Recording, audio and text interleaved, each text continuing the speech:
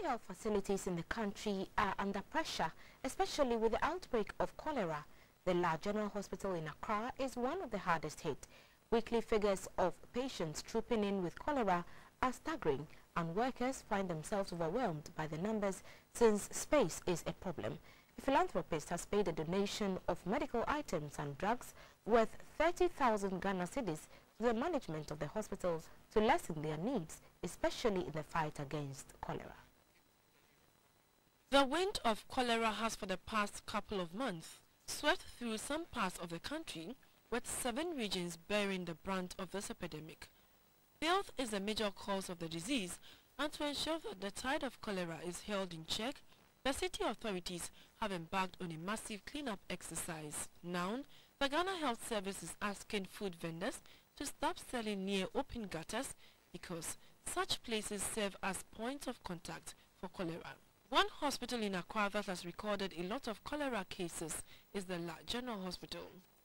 Management of the hospital was compelled to turn garages into temporary wards because of the increase in the number of cases. Apart from the pressure on facilities, the hospital was also running short of drugs, and thankfully, the appeals made by the management have yielded positive results. The latest to join the ranks of donors is Tobinco Pharmaceuticals. The items presented included 200 units of cholera replacement fluid, 100 boxes of disposable hand gloves, 500 pieces of infusion given sets, 500 pieces of IV cannula, 560 units of oral rehydration salt, and 2,400 units of bottled water for reconstituting the rehydration salt, all in a total amount of 30,000 Ghana cedis. The head of regulatory affairs at Tobinco Pharmaceuticals, Mr. Bernard Boateng, said, "The outbreak is not only a health issue, but also an economic one,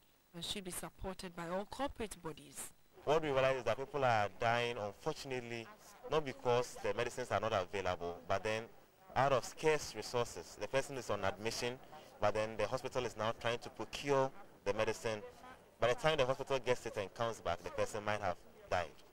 So we realize that as part of our corporate social responsibility, why don't we procure these medicines, donate it to La General Hospital, so that the medicine is readily available. Once the person is on admission, quickly we get the medicine, we put it on the infusion, and the person can be saved.